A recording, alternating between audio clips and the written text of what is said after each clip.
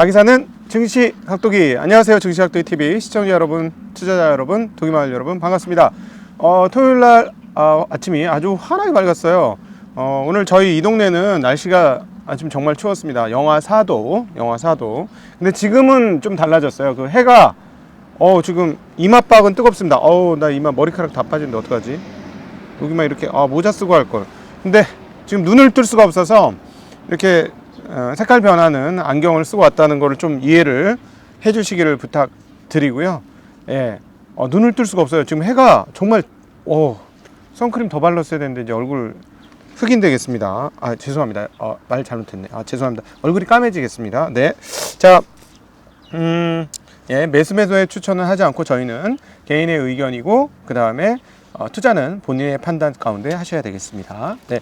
자, 아주 큰일이 벌어졌어요. 저는 오늘 아주 푹 자고 일어났습니다. 그러니까 일주일 내내 저희가 이제 주중에 잠이 너무 모자르기 때문에 주말에 이제 좀 푹 자려고 하는데, 오늘 날씨도 춥다고 해서 뭐 아침에 자전거 탈 것도 아니고 해서 아주 그냥 허리 아플 정도로 잤습니다. 정말 오랜만에 9시간 정도를 자서 이렇게 그동안에 못 잤던 잠들을 좀 보충을 했는데, 자고 일어났더니 깜짝 놀랐어요. 전 뭐가 깜짝 놀랐냐면, 미국 시장이 오른 것? 미국 시장이 오를 수 있었죠. 왜냐하면 며칠간 빠졌으니까 말이죠. 그래서 미국 시장은 그냥 올랐습니다. 그래서 그 1%대의 상승을 보여줬는데요. S&P는 1.36%, 그리고 다우는 1.26, 그 다음에 나스닥은 1.28, 고르게 다 1.2%, 1.3%대의 상승을 보여줬습니다. 그런데 말이죠, 달러 지수가 폭락을 했습니다. 달러 지수가 전일 112.96이었어요. 거의 113이었는데 110.79로 떨어졌습니다. 엄청나게 빠졌죠. 자, 그러면 유로화가 올라서 그렇지. 유로화가 올라서 그런 건 맞아요. 0.9748에서 0.9958이에요. 굉장히 많이 올랐죠, 이것도. 그러니까 거의 2% 가까이 움직였어요. 깜짝 놀랄 수준인데, 근데 또 하나 강력하게 기여했던 게 아시아권 통화입니다. 아시아권 통화가 많이 올랐는데요. 엔화가 148.25에서 146.65로 아주 큰 폭으로 강세를 나타내었고, 그 다음 N이 정말 많이 올랐습니다. 7.33에서 7.17로. 그래서 그런지 원화도 20원의 강세를 나타내면서 1424원에서 1403원으로 이제 곧 1400원이 깨질 것 같은 그런 흐름을 보여주고 있습니다. 아마 내일 올라갈 텐데, 미국 투자하는 건 이제 투자 시점 되게 좋아졌지만 환율로 10% 이상 깨질 각오를 하자라는 얘기를 주중에 제가 이제 권순장의 브릿지에서 했었거든요.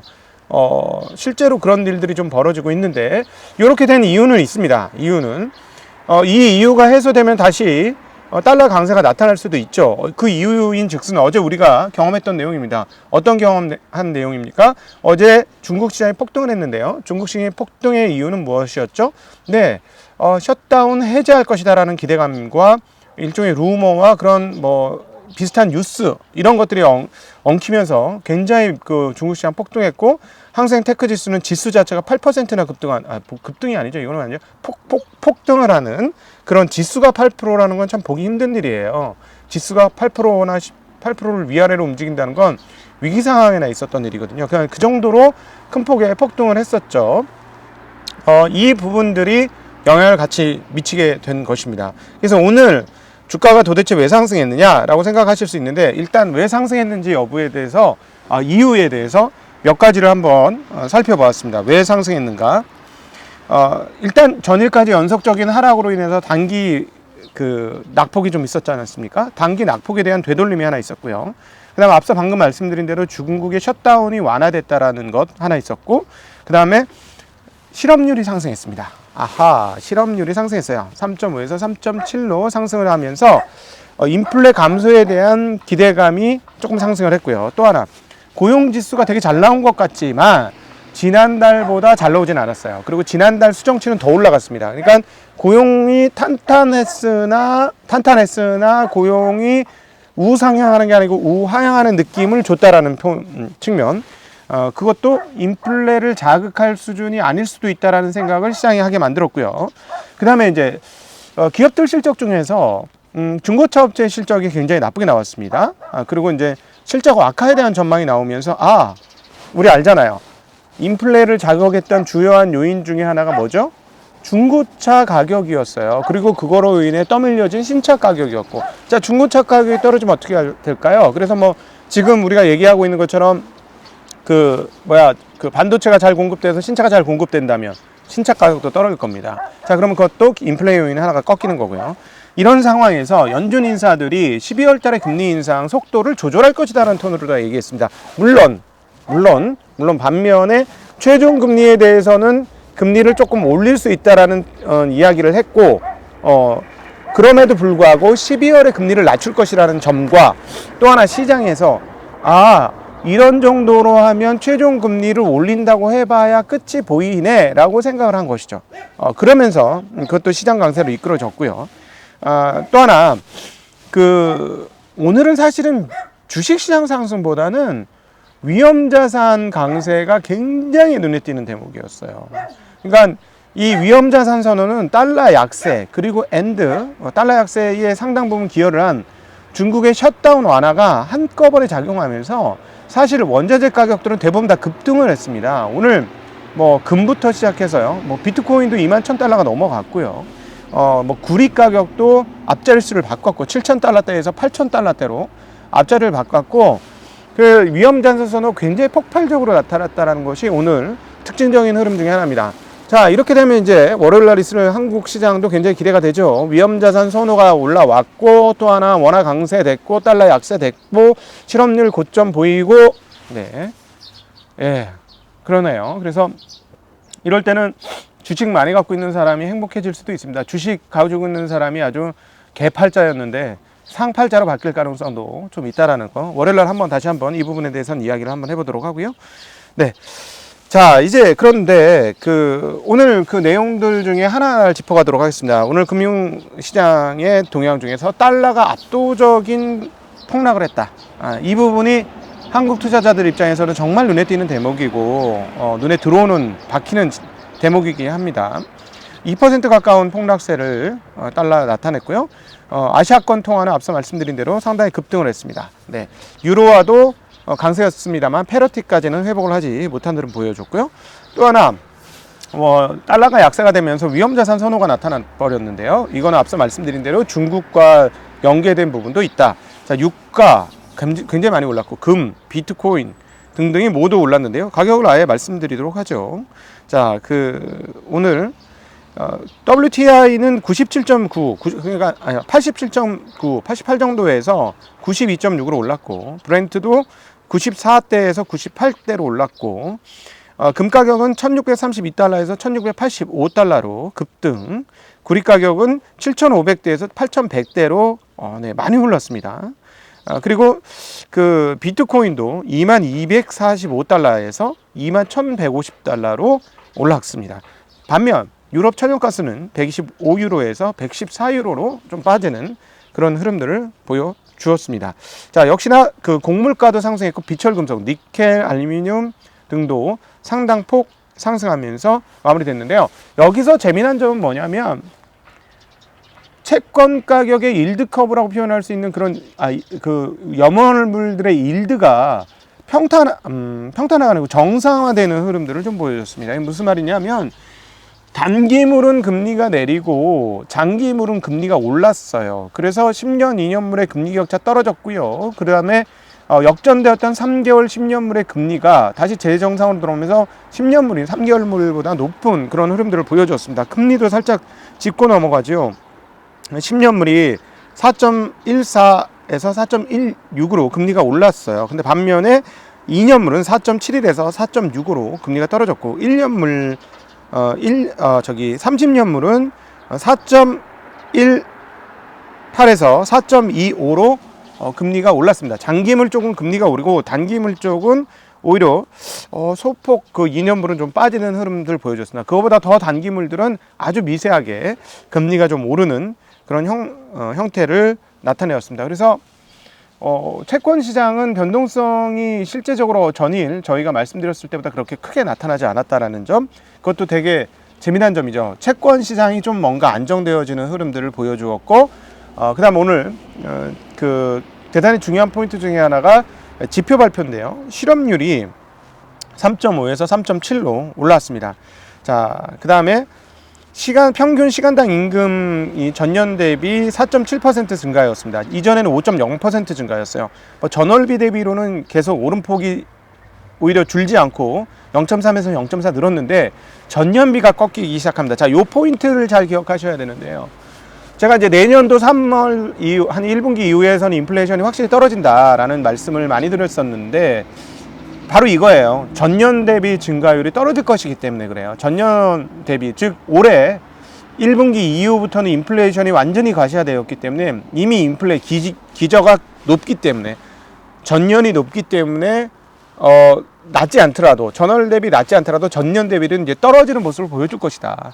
자, 이제 사람들이 이게 뭐 저만 읽을까요? 다들 읽는 거죠. 자, 인플레이션이 떨어질 것 같은데 금리 인상의 폭은 12월부터 둔화될 것 같다. 이런 것들이 같이 이렇게 어우러지는 거죠. 그럼에도 불구하고 미국의 그 고용 상황이나 이런 것들을 보면 비슷한 것 같습니다. 주당 근무 시간이 34.5시간으로 똑같고요. 그 다음에 비농업 고용 지수는 26만 1000입니다. 예상이 20만이었어요. 그러니까 고용지수 나쁘지 않은데 지난달 고용은 수정치가 26만 3천에서 31만 5천은 늘었거든요. 물론 이제 이번 달도 수정될 수 있습니다만 일단 고용은 견조하지만 늘어나진 않는다라는 거 보여줬고요. 그 다음에 비농업 고용 변화가 이전에 31만 9천에서 23만 3천으로 그러니까 이거 늘지는 않는다는 걸 일단 보여주었습니다. 경제활동 참가율도 62.3에서 62.2로 조금 떨어졌고요. 오히려 이제 제가 눈에 띄는 건 평균 시간당 임금입니다. 전년 대비 4.7% 증가했다라는 거. 이전에는 5.0% 증가했다는 거. 앞서 말씀드렸던 대로 뭔가 전년 대비로 모든 것이 떨어지고 있는 이런 흐름들이 보여진다라는 건 인플레가 이제 고점에 왔구나라는 생각을 하는 참에 연준 인사들의 발언들이 있었습니다. 이제 블랙아웃 기간이 끝났으니까 여러 사람들이 얘기를 했었는데요. 닐 카스카리, 이게 이제 비둘기에서 매로 변한 닐 카스카리가 뭐라고 했냐면 10월 고용보고서 매우 탄탄하다. 그렇기 때문에 경제를 시키고 수요와 공급을 균형으로 되돌리기 위해서 우리가 해야 할 일이 더 많다.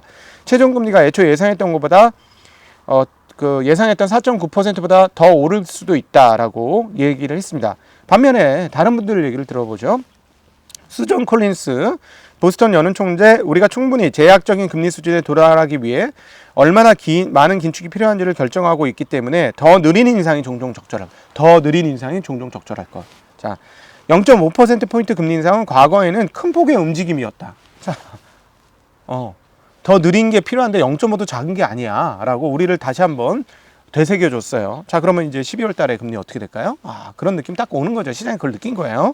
자, 얼마나 빠르게 금리를 올리느냐, 즉 속도보다 얼마나 높이 올리느냐로 초점이 이동해 갈 때, 즉 4.9보다는 높게 올라갈 것이다. 5.0, 5.25 가능성이 보인다라는 거죠. 근데 시장이 이거를 그동안에 가격 매김을 했을까요? 네. 파월 발언 이후 주가 떨어진 거는 이걸 반영을 한 겁니다. 그런데 그거 보여주고 12월 달에 오케이. 금리 5.25 받고 12월 0.5% 상승 받을게. 뭐 이런 분위기였어요, 오늘.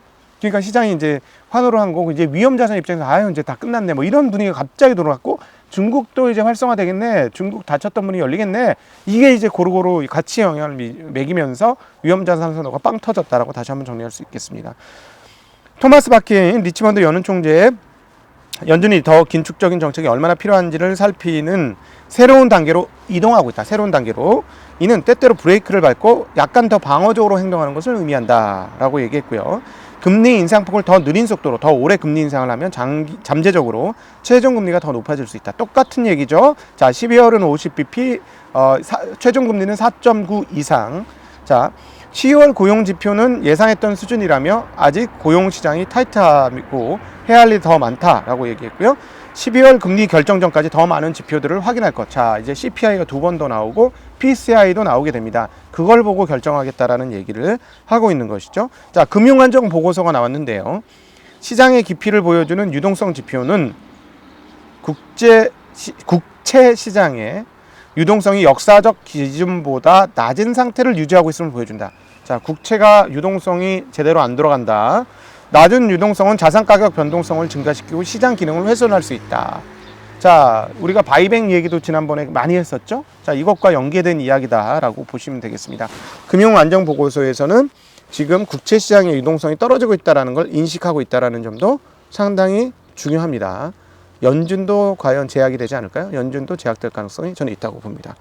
네, 자 오늘 미국 시장 상승보다 더 눈에 띄는 건 달러의 거의 폭락, 2% 가까운 거니까 폭락이라고 표현해도 됩니다. 환이 1420원대에서 24원이 1400원대 초반으로 원화가 강세가 되었고 위안화, 엔화 모두 아시아권 통화 강세가 되었습니다.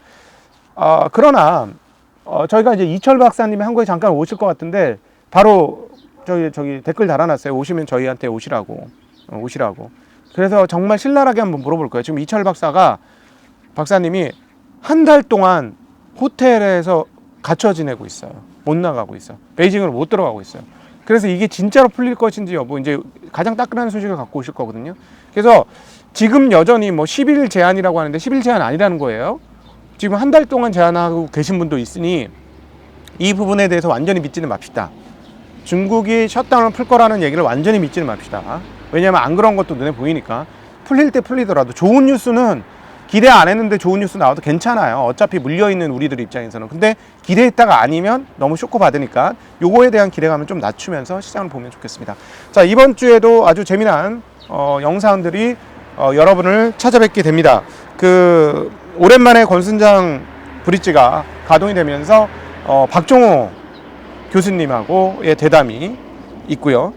그 다음에 러시아 역사에 대한 유한수 교수님 그거는 다음 주인가요? 네, 이종우 센터장님이 저희 채널에 처음으로 나오셨습니다. 아마 이종우 센터장님의 채널에도 제가 나올 거고요. 이종우 센터장님도 저희 채널에 나오시는데 아주 옛날 이야기 1980년대부터 얘기가 줄줄줄줄줄 쉴 새 없이 나옵니다. 한국 금융시장의 역사라는 측면에서 꼭 보실 이유가 있는 그런 영상이고요. 주말 영상 보시면서 주변 사람들한테 구독도 좀 권해 주시고요. 좋아요도 많이 해주세요. 그 주말 영상은 저희가 정말 기대하고 있어요. 그래서 많은 분들이 보셨으면 좋겠는데 많은 분들이 안 보시면 조금 힘이 빠집니다. 많이 좀 선전 좀 해주시고 부탁드리겠습니다. 네, 행복한 주말 되시기를 빌겠습니다. 감사합니다. 안녕.